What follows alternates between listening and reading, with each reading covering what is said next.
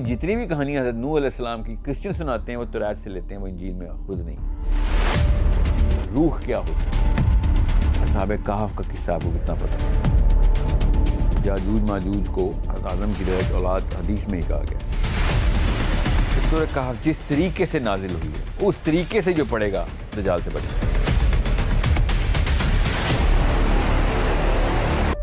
اچھا، ہم پڑھنے میں آیا کہ دجال سے بچنے کے لیے یا دجال کے فتنے سے بچنے کے لیے سورہ کہف کا مطالعہ کرنا چاہیے۔ حدیث ہے جی۔ ہاں جی حدیث ہے۔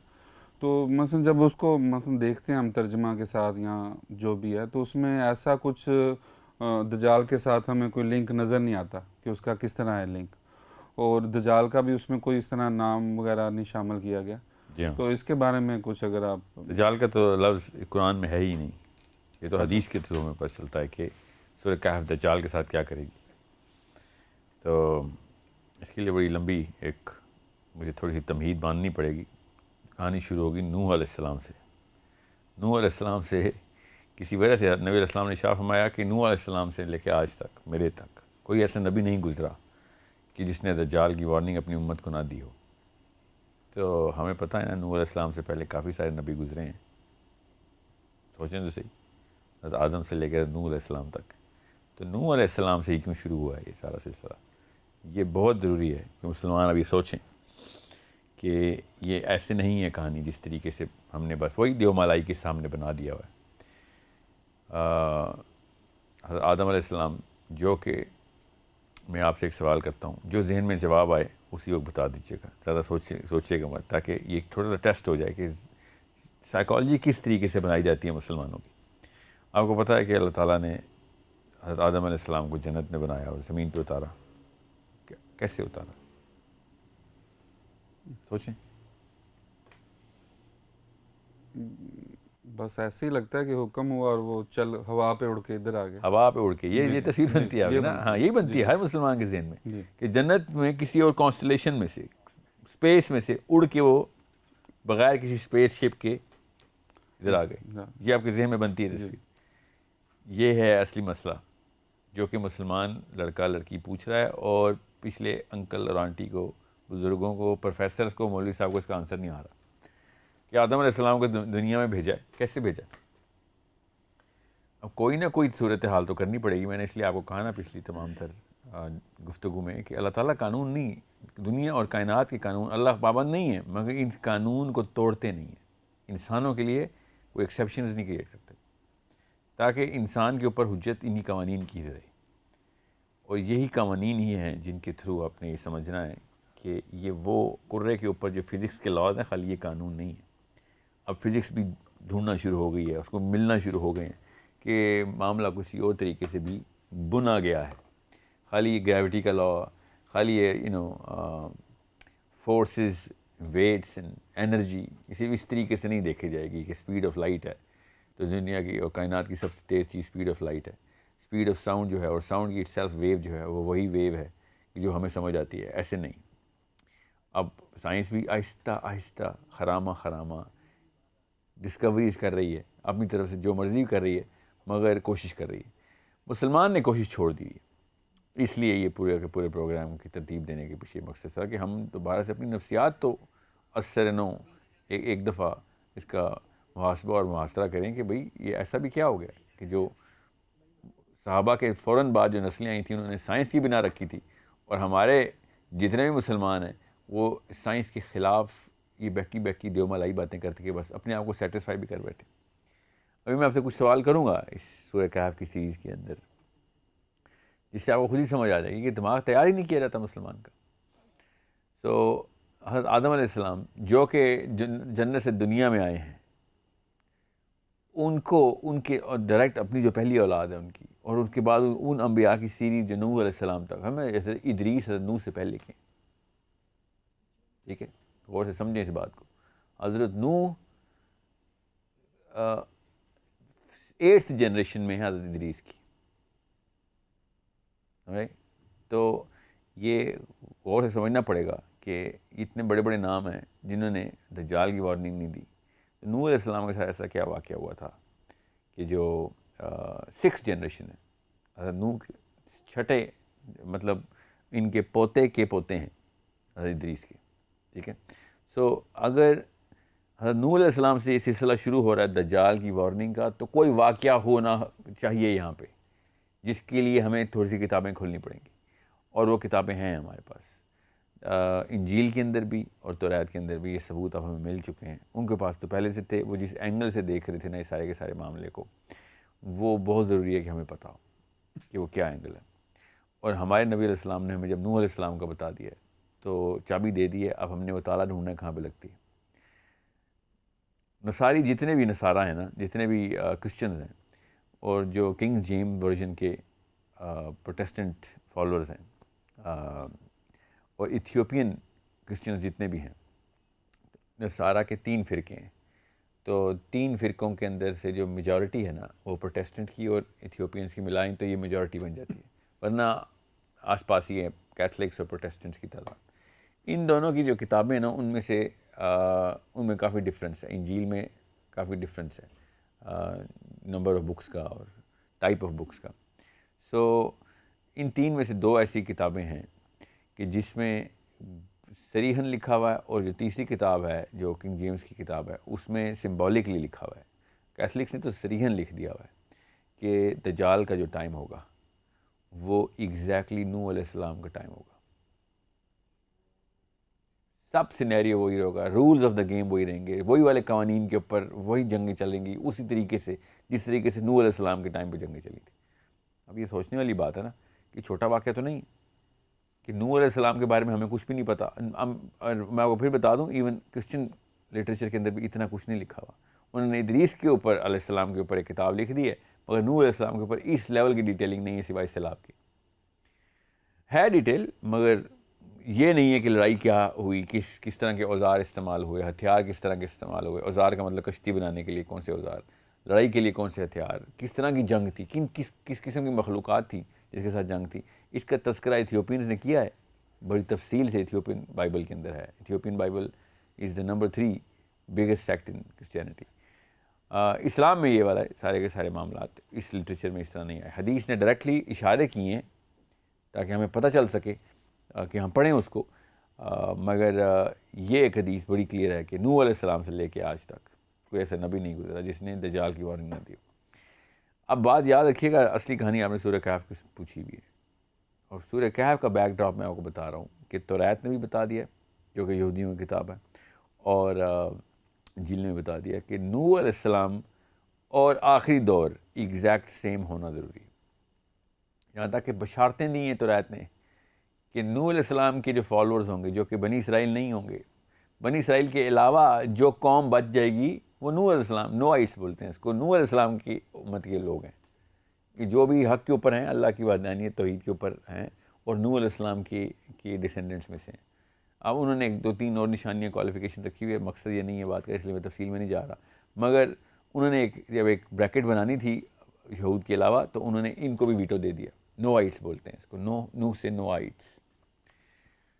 اب یہ بات ضروری ہے یہ سوچی جائے. میں اس طرح تفصیل سے تو نہیں بتاؤں گا، نہ ہی ٹائم ہے اتنا، مگر اتنی کلیئر انڈیکیشن بتا دیتا ہوں کہ نوح علیہ السلام کی لڑائی صرف انسانوں سے نہیں تھی، دنیا پہ ہی تھی مگر صرف انسانوں سے نہیں تھی. نوح علیہ السلام کے ٹائم کے اوپر جو کچھ معجزاتی قسم کے معاملات ہوئے جس کے بیسک کامن سینس کے خلاف باتیں ہماری انسانی عقل میں سما ہی نہیں سکتی، مگر اللہ تعالیٰ نے قرآن میں بھی، انجیل میں بھی، توریت میں بھی بول دی کلیئرلی کہ پوری دنیا میں پانی آ گیا.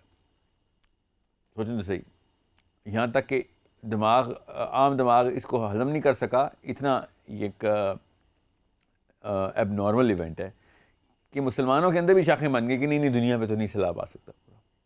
حالانکہ توریت تفصیل بتا رہی ہے دنیا پہ سیلاب کی، ایتھیوپین بائبل، انجیل ساری. پھر اللہ تعالیٰ نے بھی سیلاب کی بات کی. اور دوسرا واقعہ جو بہت بڑا ہوا کہ نوح علیہ السلام نے سارے جانور اکٹھے کر لیے، ایک جوڑا. یہ تو ہمیں پتہ ہے اس بات کا، سنا ہے آپ نے نا. آپ خود سوچیں کہ ایسی دنیا کی کون سی کشتی ہے جس میں دنیا کے جانور اکٹھے ہو سکتے ہیں. ہماری کامن سینس کے خلاف بات ہے. سو یا تو کشتی بہت ہی بڑی ہے، یا پھر دنیا کے سارے جانور اکٹھے نہیں ہوئے، یا پھر یہ دونوں تو ہوئے ہیں مگر وہ طریقہ کار بالکل فرق ہے جس طریقہ کار سے ہم نے اگر جانور اکٹھے کرنے ہو تو. اب جانور اکٹھے کرنے کا تو قرآن کی ڈائریکٹ آیت ہے، اس پہ تو ڈینائی نہیں ہو سکتا. اس کے اوپر لیکن اس کی توجیحات یہ نکالی جاتی ہیں اور تعویلات یہ کی جاتی ہیں کہ جو دماغ نہیں سما سکتا اس پورے علم کو یا اس پوری نالج کو یا اس انفارمیشن کو بھی، وہ کیا کہتا ہے کہ نہیں سارے جانور نہیں ہیں، تو نوح علیہ السلام نے جو بھی جانور تھے اس علاقے کے وہ اکٹھے کر کے جتنے بھی 8-10 جوڑے تھے وہ کشتی میں ڈال دی، اور کتنے جانور ڈال سکتے ہیں، کیونکہ عام دماغ کے بس کی بات نہیں ہے۔ غور سے سمجھیے گا، دجال بھی عام دماغ کے بس کی بات نہیں ہے، بس یہ یاد رکھیے گا یہاں پہ مقصد دجال ہے، یہاں پہ اینڈ آف ٹائم ہے، آخری زمانہ ہے، اور کہانی نوح علیہ السلام سے شروع کرنی پڑتی ہے ہر دفعہ۔ اور ہم نے آج تک اسلامک لٹریچر میں آپ نے کبھی کسی اسکالر کو سنا ہے کہ نوح علیہ السلام سے کھینچے کہانی؟ No, because there has to be a very scientific angle to look at this. اور خود انجیل گواہی دے رہی ہے، میں کون سی سائنس کے، آئنسٹائن نے تو نہیں لکھی نا انجیل، انجیل نے جب گواہی دی ہے کہ دجال کا ٹائم نوح علیہ السلام کا ٹائم کا ری پلے ہے۔ ابھی میں بتاتا ہوں کیسے کیسے ری پلے۔ سو دجال کیا کرے گا؟ دائیں ہاتھ میں جنت اور بائیں ہاتھ میں دوزخ لے کے پھر رہا ہوگا، اور نبی علیہ السلام نے شاہ فرمایا کہ اس کی جنت جو ہے نا وہ دوزخ ہے اصل میں، اور جو اس کی دوزخ ہے وہ جنت ہے، اور تب جب تمہیں وہ کہیں نا کہ میں نے تمہیں دوزخ میں ڈال دینا، اور تو لپک کے چھلانگ لگا دو دوزخ میں، تم اللہ کی جنت میں ہی پہنچو گے، اور جو اس کی جنت ہے اس میں جو لوگ چھلانگ لگائیں گے وہ دوزخ میں ہی جائیں گے۔ اب یہ والی کہانی یہیں تک کیوں روکی جاتی ہے؟ کوئی بھی ایک مسلمان یہ کیوں نہیں پوچھتا کہ اماں ابا سے یا مولوی صاحب سے، پروفیسر سے یا اپنے بڑوں سے کہ یہ جنت اور دوزخ ہاتھ میں کیسے اٹھاتے ہیں؟ ایسا کیا معاملہ ہے جو ان کے ذہن میں، کون سی تصویر؟ آپ بتائیں، آپ کے ذہن میں کیا تصویر بنتی ہے کہ جنت اور دوزخ اٹھائی ہوئے چال لیں؟ کوئی خاص نہیں بنتی، وہی سمبولک ذہن چلا جاتا ہے کہ شاید کہ اس نے اصلی کوئی ایک علاقہ تیار کیا ہوگا، وہ جو قادیانیوں نے ربہ تیار کیا ہوا تھا، ادھر جنت ہوگی، اور دوسری طرف روڈ کے اس طرف دوزخ تیار کی ہوئی تھی، اور ہر سینٹر میں کھڑا ہوتا ہے۔ یہ تو نہیں تصویر بنتی نا کسی کی، اس نے پوری دنیا میں جانا ہے، اور نبی السلام نے اس کے ہاتھ کا بتایا، اس کے دائیں ہاتھ میں جنت لے کے پھر رہا، آگ کا دریا ہوگا، اور بائیں جو بھی بائیں ہاتھ میں مکس کر رہا ہوں، جو ایک ہاتھ میں داغ کا دریا ہوگا اور ایک ہاتھ میں جو ریگولر دریا ہوتا ہے پانی کا، لوگ پانی کے دریا میں چھلانگ لگائیں گے پیاس بجھانے کو، آگ میں چلے جائیں گے، کیونکہ جنت ہی ہے نا، اور جو اس نے دوزخ دکھائی ہے آگ کا دریا وہ اصل میں جنت ہے۔ تو آگ کا دریا حدیث ہے، ہاتھ میں کیسے آتا ہے؟ یہ بہت غور طلب بات ہے سمجھنے کے لیے، سمجھ لیں یہ سمبل ہے، تو پھر ہمیں دنیا میں کوئی جگہ پر الاٹ کرنی پڑے گی نا دوزخ اور جنت کے لیے، کہ یہ تو دجال کے لیے تو سمبل تھا، مگر اس نے دنیا میں کوئی بنائی تھی جگہ، تو سمبولک تو نہیں ہو سکتا ہے، کہیں نہ کہیں تو اس کو بنانی پڑے گی جنت اور دوزخ۔ اب اصل میں بھی وہ دائیں ہاتھ میں جنت اور بائیں ہاتھ میں دوزخ لے کے پھر رہا ہے۔ یہ اس لیے میں آپ کو بتا رہا ہوں، نوح علیہ السلام نے پوری دنیا کے جانور اکٹھے کیے ہیں، اور نوح علیہ السلام کے اوپر بہت ضروری ہے کہ آپ کو پتہ ہو کہ دیر سم تھنگ ایلس، ایک اور واقعہ ہے جو کہ قرآن میں لکھا ہوا ہے، جو کہ مسلمان ڈسکشن میں نہیں لے کے آتے۔ اب میں وہ آپ سے پوچھتا ہوں، آپ کے سامنے ٹیسٹنگ ہو جائے گی، اور مسلمان کا دماغ کا اور نفسیات کا ٹیسٹ ہے۔ یہ بتائیں، آپ کو یہ پتہ ہے نا کہ نوح علیہ السلام کی عمر کتنی ہے؟ نو، یہ کسی کو بھی نہیں پتا کہ نوح علیہ السلام کی عمر کتنی۔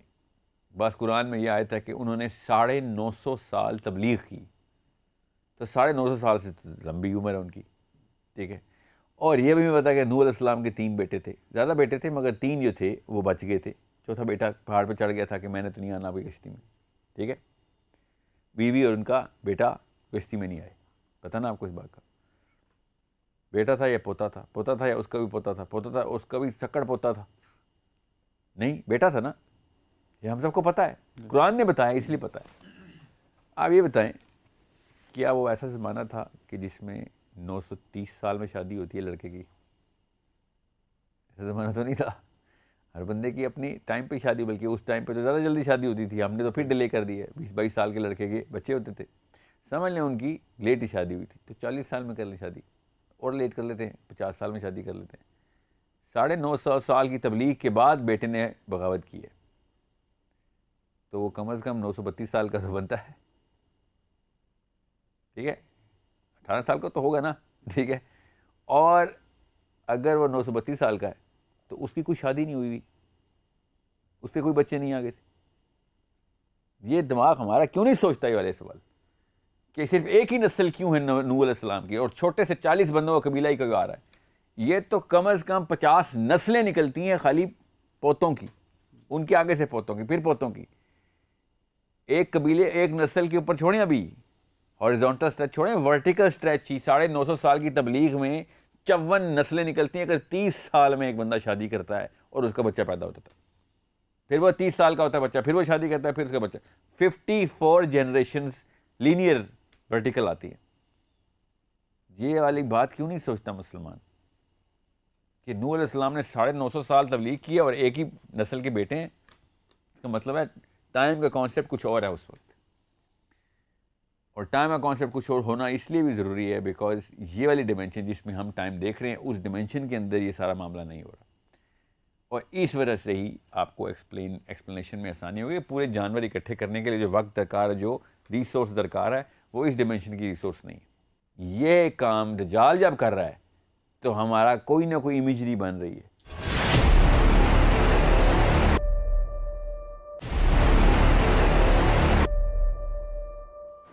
ٹھیک ہے, اس لیے میں آپ کو بتا رہا ہوں کہ نوح علیہ السلام, آپ کڑی جوڑنی پڑے گی کہ ساحل صاحب نوح علیہ السلام کے اوپر اتنی بحث کیوں؟ کیونکہ نوح علیہ السلام کے ٹائم پہ کوئی ایسی ڈیمینشن کھلی ہے یا پھر کوئی واقعہ ایسا ہوا ہے جس کے تھرو دجال جیسی کسی چیز نے انٹری کر لی ہے پلانٹ میں. سمجھ رہے ہیں؟ اس لیے یا پھر نوح علیہ السلام نے دیکھ لیا کہ یہ پاسبلٹی ہے اس مخلوق کی آ جانے کی, اس لیے انہوں نے وارننگ دینی شروع کر دی ہے اپنی امتوں کو. سمجھ رہے ہیں؟ جیسے ہمیں پتہ ہے کہ نبی علیہ السلام نے شاہ فرمایا کہ میں نے اسرافیل معراج کے اوپر میں نے اسرافیل کو دیکھا کہ ہونٹ لگے ہوئے چپک گئے ہیں اس انسٹرومنٹ کے ساتھ جو ہورن ہے جس میں ابھی سور پھونکا جائے گا, وہ ٹرمپٹ جو ہے. تو ابھی جب نبی علیہ السلام نے دیکھ لیے تو آ کے ہمیں وارننگ دی نا کہ ابھی واقعہ بہت بڑا ہونے والا ہے. سمجھ رہے ہیں؟ سور پھونکا جائے گا. بالکل اس طریقے سے نوح علیہ السلام سے لے کے نبی علیہ السلام تک یہ دجال کی وارننگ جو ہے نا یہ ہر نبی دے جا رہے ہیں. اور اس لیے نوح علیہ السلام کے اوپر میرا اتنا فوکس ہوتا ہے بیکاز میرا نبی علیہ السلام نے مجھے ڈائریکشن دکھائی کہ نوح علیہ السلام سے وارننگ چلی آ رہی ہے, اور انجیل نے تفصیل بتا دی, اور توریت نے تفصیل بتا دی. اس لیے کئی جگہوں کے اوپر میں نوح علیہ السلام کا ریفرنس دوں گا آپ کو. اب رہی بات سورہ کہف کی. سورہ کہف جو ہے نا, پہلے تو اس ڈیمنشن کو, اس ریلم REALM ریلم کو سمجھ لیں, اس جہان کو سمجھ لیں جہاں پہ سارے واقعات ہو رہے ہیں. بیکاز دجال کا کوئی بھی واقعہ نارمل نہیں ہے. پہلا دن اس کا جو ہے نا وہ میرا اور آپ کا ایک دن 24 گھنٹے کا ہوتا ہے, اس کا 1 سال کا دن ہے. 1 سال کا دن کیسے کرتے ہیں دجال کا؟ اس کا مطلب ہے کوئی اور ہی جہان ہے جہاں سے ٹیکنالوجی آ رہی ہے. دنیا میں تو کوئی ایسی ٹیکنالوجی نہیں ہے جو ایک دن کو 1 سال کے اندر کھینچ سکے.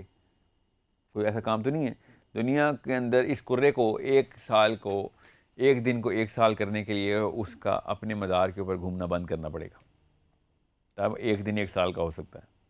ٹھیک ہے, یہ تو ہمیں پتہ ہے اس بات کا کہ دنیا اپنے ہی مدار پہ گھوم رہی ہے, تب کہیں دن پلٹتا ہے نا, دن اور رات کا تسلسل ایسے چل رہا ہے. تو اگر 1 دن کو 1 سال تک کھینچنا ہو جو کہ دجال نے کھینچنا ہے تو وہ اس کرے کو روک لے گا یا اتنا سلو کر دے گا جتنا کہ ہمارے پاس مرکری ہے. مرکری کا 1 دن ہمارا 1 سال. وہ اتنا سلو گھومتا ہے اپنے مدار پہ کہ سورج کے سب سے قریب ہے وہ سیارہ, اور آدھا فروزن ہے, برف ہے اس پہ. کیوں؟ کیونکہ وہ آدھا حصہ نظر سورج کی طرف آتا ہی نہیں, اور جب آدھا حصہ سورج کی طرف آتا نہیں ہے تو جو دوسرا حصہ سورج کی طرف رہتا ہے وہ پگھلا رہتا ہے ہر وقت. تو آدھا وہ مولٹن ہے اور آدھا فروزن ہے. سمجھ رہے ہیں؟ کیونکہ وہ اتنے عرصے سے شروع سے ایسے ہی معاملہ چلتا آ رہا ہے. ہمارے لیے خالی 1 دفعہ یہ واقعہ ہونا ہے. کرۂ ارض کو 1 دفعہ کے لیے روکنے کی کوشش کرے گا یہ, وہ جیسے بھی روکے گا وہ ایک سپیڈ سلو کر دے گا پلانٹ کی, جس سے وہ 1 دن 1 سال کا ہو جائے.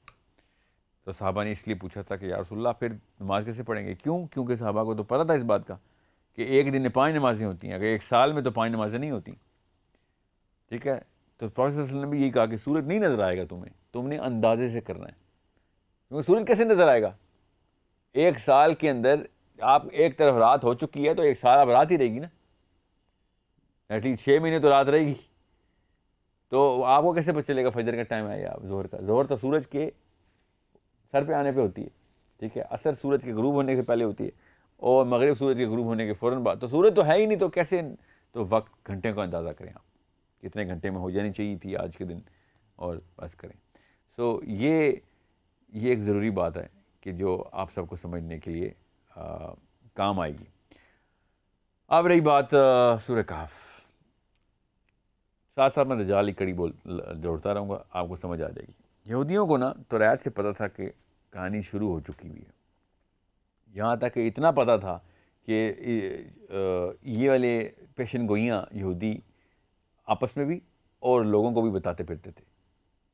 اتنا کلیئر انڈیکیشن تھی ان کے پاس کہ جروسلم سے مدینے کی ایلیمنٹری سیٹلمنٹ نبی علیہ السلام سے 100 سال پہلے ہو چکی ہوئی تھی. 100 سال پہلے ایلیمنٹری سیٹلمنٹ کا مطلب ہے الگ الگ علاقوں میں یہودی بسیرا شروع کر دیا تھا، اور باقاعدہ بتاتے پھرتے تھے کہ ابھی نبی نے آنا ہے، ادھر ایک علاقے میں نبی نے آنا ہے. اور دو الگ الگ ایک ہی طرح کے علاقے ہیں، مگر مدینہ کی طرح کی کوئی جیوگرافیکل سملیرٹی ہے، مگر زیادہ تر یہودیوں کو پتا تھا کہ مدینہ میں ہی آنا نبی نے. اس کا ثبوت کیسے پتہ ہمیں؟ حضرت سلمان فارسی مسلمان نہیں ہوئے تھے ابھی، وہ اپنے سفر پہ ہی تھے، ایک نہ ایک پادری کے ساتھ رکے رہتے تھے اور نبی کی تلاش میں ہی تھے، ہدایت کی تلاش میں تھے. تو ایک استاد چن لیتے تھے، ڈھونڈتے تھے. وہ ایک استاد فوت ہونے سے پہلے دوسرے استاد کا بتا رہا تھا، یہاں تک کہ آخری استاد بھی جو پادری تھا وہ فوت ہو گیا، اور اس نے مرنے سے پہلے کہا کہ ایک نبی نے آنا ہے، ٹھیک ہے، اور تم اس کا ویٹ کرو. اور میرے پاس اور تو کوئی نہیں بندہ سے بندہ بچا جو حق کی اوپر قائم ہو، جو پادریوں کی، جو اصلی کرسچنس تھے. یہاں تک کہ خیر وہ رستے میں انہوں نے حضرت سلمان فارسی کے اوپر کوئی حملہ ہو گیا اور ان کو پکڑ لیا گیا، اور ایک قافلے نے ان کو غلام بنا کے بیچ دیا، اور وہ غلامی کے قافلے میں ہی، غلاموں کے قافلے میں ہی آ کے ایک یہودی نے خرید لیا اور مدینے میں ہی سیٹل تھے. اور حضرت سلمان فارسی بڑے خوش تھے کہ میں مدینے میں ہی سیٹل ہوں، ادھر ہی آنا ہے کسی نبی نے. اور وہ یہودی برملا یہ ذکر کرتا رہا تھا کہ ہم اسی لیے یہاں پہ سیٹل ہوئے ہیں، کہ ٹائم ہوا ہے ایک نبی کے ادھر آنے کا، ہم وہی ڈھونڈ رہے ہیں، ہمارے ہمارے مسایہ کے آنے. ابھی بھی وہی باتیں کرتا ہے نا آج کا یہودی پادری بھی، جو رہبا ہے، وہ یہی کہتا ہے کہ ہمارا مسیح نے بھی آنا ہے. ٹھیک ہے، یاد رکھیے گا یہ مسیح کا لفظ اصل میں نام ہے، عیسیٰ ابن مریم کا نام بھی مسیح ہے، یاد رکھیے گا. دجال کا نام بھی مسیح ہے، یاد رکھیے گا. اور یہودی بھی مسیح کو ہی ویٹ کر رہے ہیں. یہ نام ایک ہی ہے، یہ بہت غور سے سمجھنے والی بات ہے، یہ بار بار ریپیٹ ہوگا. اب یہودیوں کو پتہ تھا کہ مدینہ میں ہی آنا ہے. اب ہجرت مدینہ نہیں ہوئی اگر ان کو پہلے سے پتہ تھا. حضرت سلمان فارسی پہلے سے ادھر موجود ہے، ابھی ہجرت مدینہ ہو رہی ہے، یہودیوں کو نہیں پتہ کہ ابھی مکہ سے نبی علیہ السلام نکل چکے ہوئے ہیں ادھر، کیونکہ مدینہ میں صرف 7 بن معاذ کے قبیلے کو اور 6 بندوں اور کو پتہ تھا کہ ہم نے سیٹلمنٹ کروانی ہے، بیعت عقبہ کر کے آ چکے ہوئے تھے. اور یہودی ویٹ کر رہے ہیں کہ کب معاملات ایسے ہوں گے، حالانکہ ساری نشانیاں پوری ہیں. تو بڑا شدت سے انتظار تھا، یہودیوں کی عمومی ڈسکشنز تھی کہ یہی ٹائم ہے. سو بہرحال پھر واقعہ ہو گیا، ہجرت ہوئی، سب کو پتہ چلا کہ ایک بندے نے نبی کا اعلان کر دیا ہوا ہے اور آ گئے ہوئے ہیں یہاں پہ.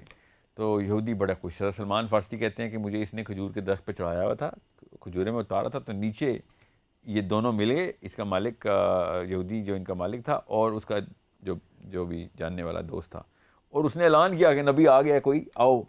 وہ جس کا انتظار تھا وہ ابھی چیک کرتے ہیں وہ آ گیا کہ نہیں. تو سلمان فارسی بھی خوشی سے جھوم رہے تھے کہ میرا تو یہیں پہ کہاں، اللہ نے دیکھو کہاں سے مجھے بیچا غلام کے طور پہ اور کہاں سے میں یہاں پہ پہنچایا گیا. سو یہودیوں کو پتہ تھا کہ نبی نے آنا ہے، یہودیوں کو یہ بھی پتہ تھا کہ مدینہ میں آنا ہے، مگر یہودی صرف اور صرف کسی ایک کوالیفیکیشن کے اوپر ایک بندے کو نبی مانتے تھے، اپنے مسیح مانتے تھے. ورنہ ایک نبی پہلے آ چکے ہیں جو کہ یہودیوں نے ٹیسٹ کی ہیں، آپ کو پتہ نا ان کا نام کیا ہے؟ حضرت عیسیٰ ابن مریم. ان کو یہودیوں نے اسی علم کے اوپر ریجیکٹ کر دیا تھا، یاد رکھیے. کون سا علم ابھی بتاتا ہوں آپ کو.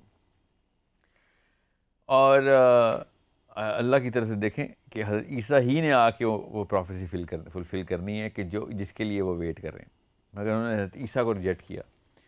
اور جب یہ حضرت سلمان فارسی نے سنا کہ آ گیا ہے نبی، آ گئے ادھر، تو یہ بھی اترے، جانے کا انتظار کیا اور نبی علیہ السلام سے جا کے مل کے آئے. ان کے پاس عیسائیوں کی دیوی پادریوں کی 3 نشانیاں تھیں، وہ انہوں نے جا کے چیک کی. نبی علیہ السلام کے پاس گئے اور کہا کہ یہ کھانا جو ہے نا یہ صدقے کا ہے، میں آپ کے لیے لائی ہوں، آپ لوگ بھی کھائیں. تو نبی علیہ السلام نے کہا، شکریہ ادا کیا اور صحابہ کو دیا کہ آپ میں سے کوئی کھا لیں. تو سر سلمان فارسی دیکھتے رہے کہ نبی اسلام نے نہیں کھایا. سو اس طرح ایک مہر کی نشانی تھی مہر نبوت کی، جو کہ حضرت سلمان فارسی نے خود جو نبی اسلام کے جسم مبارک پہ مہر ہے وہ خود دیکھنے کے لیے ایک خاص ترکیب بھی لڑائی اور دیکھ لیا. تو اس طریقے سے سلمان فارسی بھی چیک کر رہے ہیں کرسچنس کی دی ہوئی نشانیوں کو، اور یہودیوں نے آ کے بھی چیک کرنی تھی، اور یہودی آئی بھی. پھر یہودیوں نے آ کے نبی اسلام سے پھر کچھ سوال کیے. اب یہاں پہ آ کے آپ کو نوح علیہ السلام کی کہانی، توریت، مسیح دجال، حضرت عیسیٰ، یہ سب کنیکٹ کرنی پڑیں گی.